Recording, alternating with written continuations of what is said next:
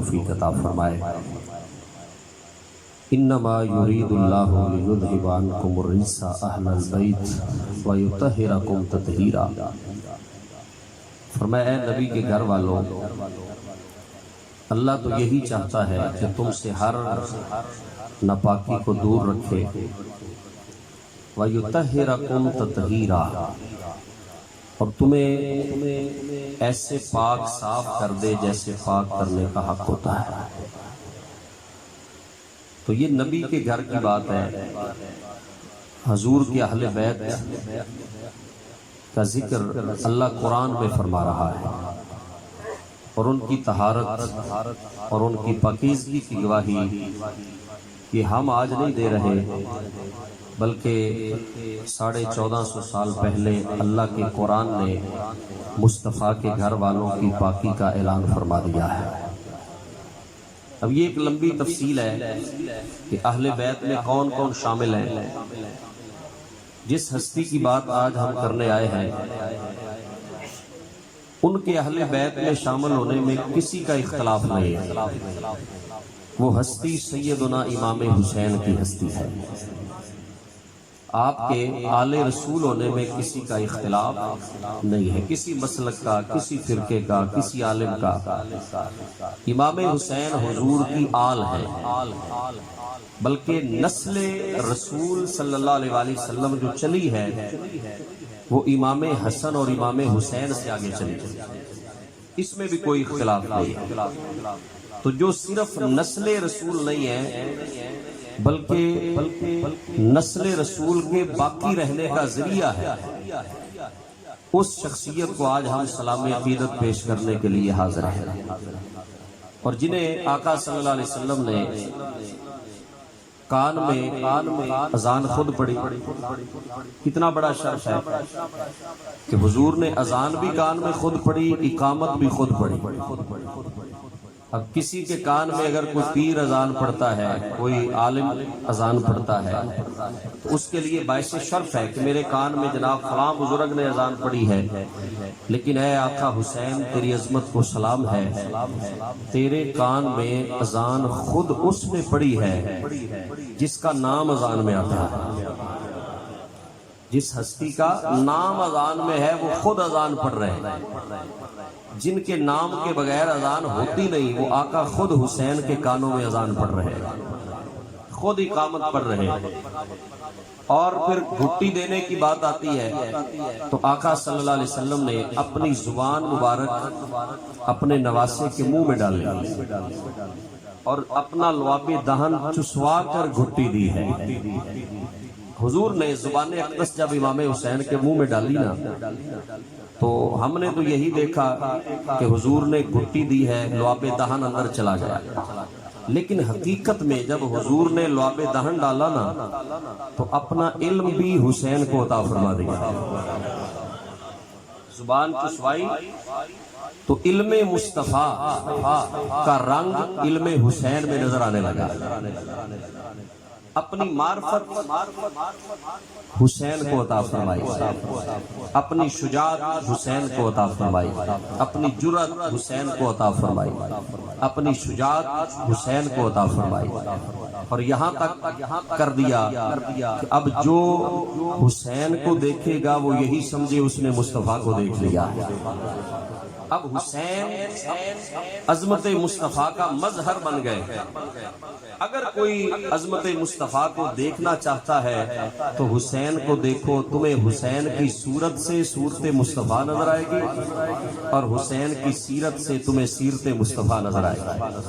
وہ صورت میں بھی رسول اللہ کے مشابہ اور وہ سیرت میں بھی میرے مصطفیٰ کے مشابہ، ان کا ظاہر بھی مصطفیٰ جیسا اور ان کا باطن بھی میرے مصطفیٰ کی سیرت جیسا۔ اور یہ بڑی مشہور حدیث پاک ہے، میں یہ عرض کر کے تھوڑا سا آگے بڑھنا چاہوں گا۔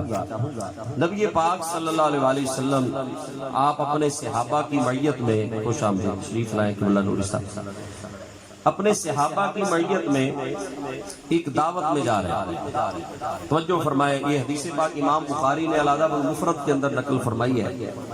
حضور دعوت پہ جا رہے ہیں، راستے کے اندر کچھ بچے گلی میں کھیل رہے تھے، تو جب حضور نے بچوں کو دیکھا تو ان بچوں میں سے ایک شہزادہ حسین بھی تھا۔ جب سرکار نے دیکھا نا امام حسین کو تو حضور علیہ السلام نے کھڑے ہو کر بلایا، فرمایا حسین بیٹے ادھر آؤ۔ کیسا منظر ہوگا، میرے آقا اپنے نواسے کو واضح دے کے بلا رہے ہیں، لیکن امام حسین نے کیا کیا؟ یہ ناز کی بات ہے، یہ محبت کی بات ہے، انہوں نے آگے دوڑنا شروع کر دیا، بجائے آنے کے دوڑنا شروع کر دیا۔ تو سرکار نے بھی یہ نہیں کہا چلو کوئی بات نہیں، حضور بھی گلی میں پیچھے دوڑ رہے ہیں۔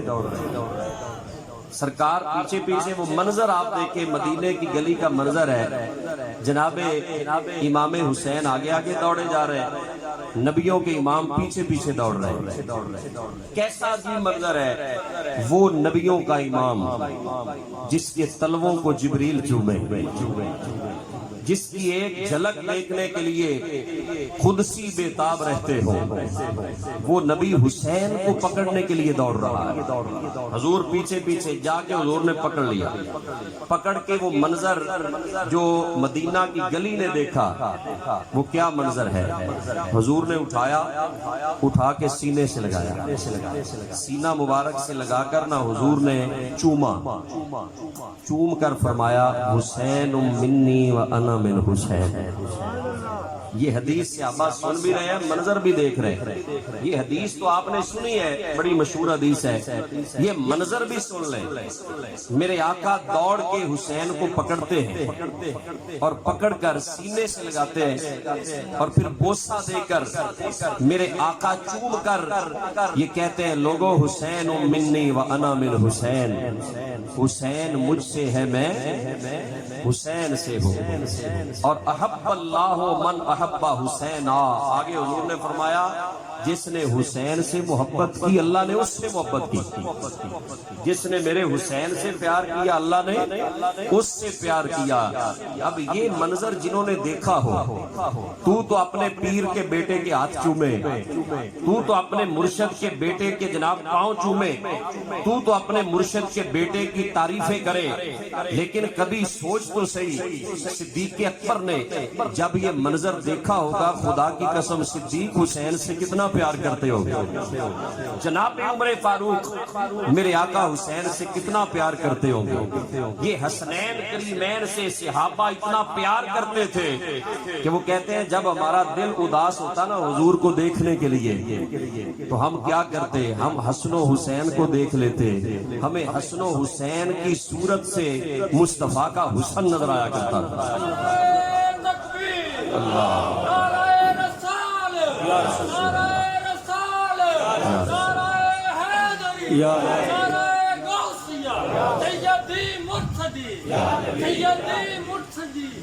ذکر کر مدینے والے دا، ذکر کر مدینے والے دا، تیرا اجڑیا دل آباد ہوئے، سبحان اللہ۔ مدینے والے دا تیرا اجڑیا دل آباد ہوئے، تیرے دل دیاں سکیاں واللہ دے دی رحمت دی برکات ہوئے، سبحان اللہ۔ بے پرواہی دیکھ سجن دی، بے پرواہی دیکھ سجن دی جتے عقل دی پیش نہ جاوے، بے پرواہی دیکھ سجن دی جتے عقل دی پیش نہ جاوے، تاجاں والے درد رولے منگتے تخت بٹھاوے، کسے نو ماہی سونا گاریا ملدا کوئی کابیو کر لیا، سبحان اللہ، سبحان اللہ۔ میرے آقا جب یہ منظر مدینے کی گلیوں میں صحابہ کو دکھا رہے ہیں تو صحابہ کے دل میں کتنا پیار ہوگا حسنین کریمین کا، کتنی محبت ہوگی، کتنی چاہت ہوگی۔ حضرت عبداللہ ابن عمر رضی اللہ تعالیٰ عنہ آپ کعبے کے سائے میں بیٹھے تھے، ادھر سے حضرت امام حسین تشریف لے آئے تو آپ نے ایک جملہ بولا، بہت بڑا جملہ تھا، انہوں نے فرمایا یہ جو شخصیت آ رہی ہے نا، یہ جو تشریف لا رہے ہیں مصطفیٰ کے شہزادے، انہوں نے فرمایا یہ آسمان والوں کو زمین والوں میں سے سب سے زیادہ محبوب ہے۔ یہ حسین جو آ رہے ہیں نا، زمین پر جتنی مخلوق خدا ہے، آپ نے فرمایا اس وقت زمین پر جتنے بھی لوگ ہیں اللہ تعالیٰ اور اس کے سارے فرشتے اس شخصیت کے ساتھ سب سے زیادہ پیار کرتے ہیں۔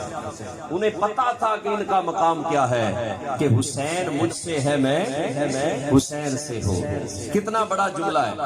ہر بیٹا باپ میں سے ہوتا ہے، ہر بیٹا باپ کا جز ہوتا ہے، ہر ہر نواسا نانے کا جز ہوتا ہے، لیکن میرے آقا حسین وہ ہے جنہیں آقا نے صرف یہ نہیں فرمایا حسین مجھ سے ہے، بلکہ فرمایا حسین مجھ سے ہے، میں حسین سے ہوں۔ اور شاہ عبدالعزیز دہلوی رحمت اللہ علیہ نے بڑی اس کی پیاری شرح لکھی ہے، وہ کہتے ہیں اس کا مطلب کیا ہے کہ میں حسین سے ہوں۔ غور فرمائیں، میں حسین سے ہوں، اس کا مطلب کیا ہے؟ وہ فرماتے ہیں وجہ یہ ہے کہ کئی نبی ایسے بھی آئے ہیں دنیا میں جنہیں شہادت کا رتبہ ملا ہے، جنہیں کافروں نے شہید کر دیا، لیکن سرکار کو بظاہر شہادت کا رتبہ نہیں ملا۔ جنگ میں آپ شہید نہیں ہوئے، میدان جنگ میں آپ کو نہیں مارا گیا، کیونکہ اگر آپ کو شہید کر دیا جاتا تو اسلام کی عزت پہ حرف آتا، اسلام کی عزت کم ہوتی کہ نبی کو جنگ میں شہید کر دیا گیا ہے۔ اللہ نے جنگ میں نہیں قتل ہونے دیا، شہید نہیں ہونے دیا، لیکن شہادت کا رتبہ رہتا تھا، شہادت کا رتبہ رہتا تھا۔ کئی نبی شہید بھی ہوئے ہیں، تو اللہ کی بارگاہ میں عرض کی مولا کئی نبیوں کو شہادت ملی ہے، کافروں نے قتل کیا ہے، گردنیں تن سے جدا ہوئی ہیں، لیکن تیرے نبی کو شہادت کیوں نہیں ملی؟ فرمایا 61 ہجری کو کربلا کی ریت پر 10 محرم کو دیکھ لینا، تمہیں نظر تو شہید ہوتا ہوا حسین آئے گا، تم تو دیکھو گے کہ حسین شہید ہوا ہے، لیکن یہی شہادت در حقیقت شہادت مصطفیٰ ہوگی۔ یہ ہے انا من الحسین، فرمایا میں حسین میں سے ہوں، میری شہادت کا وصف حسین میں سے نظر آئے گا۔ تم حسین کی شہادت دیکھو گے تو تمہیں شہادت مصطفیٰ نظر آئے گا۔ یہ آقا حسین میرے آقا کی شہادت کا مظہر ہے، انہوں نے سب کچھ قربان کر کے، سب کچھ لٹا کر پھر شہادت، یہ تو آپ نے سنا ہوا ہے کہ شہید زندہ ہوتے ہیں، کیوں جی شہید کیا ہوتے ہیں؟ زندہ ہوتے ہیں۔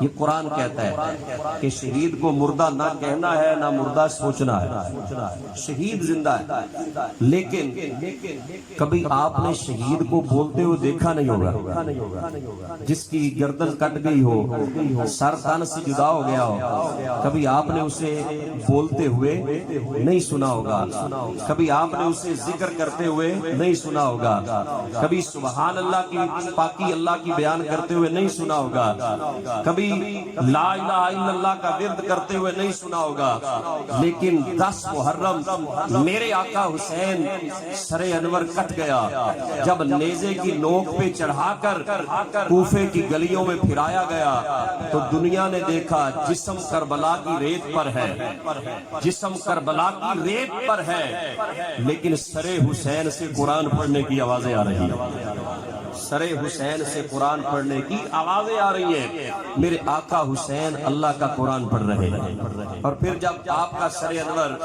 نیزے پہ چڑھا کر کوفے لایا گیا تو کوفے سے پھر شام لے جایا گیا۔ شام کو جب جا رہے تھے تو راستے کے اندر ایک منزل آئی جہاں ایک عیسائی راہب رہتا تھا، عیسائیوں کا گرجا گھر تھا، تو وہ رات کو عبادت کر رہا تھا عیسائی۔ یزیدی لشکر نے وہاں جا کر قیام کیا تو انہوں نے قیام کر کے جو سر حسین جس نیزے پر تھا وہ نیزہ دیوار کے ساتھ لگا دیا۔ جب دیوار کے ساتھ لگایا تو اس نے اندر سے دیکھا، اس عیسائیوں کے پادری نے، کہ ایک سر نیزے پہ چڑھا ہوا ہے اور اس سے نور نکل کے آسمان تک جا رہا ہے۔ یہ عیسائیوں کے پادری نے دیکھا، رب جسے چاہے حسین کے جلوے عطا فرما دے۔ کئی وہ کلمہ پڑھ کے بھی محروم رہے، لیکن کسی عیسائی کو اللہ نے اس کے اوپر کرم فرما دیا، نواز دیا۔ اس نے دیکھا سر حسین سے نور نکل رہا ہے، آسمان تک جا رہا ہے، اور صرف نور نہیں نکل رہا بلکہ آقا حسین کے سر مبارک سے سبحان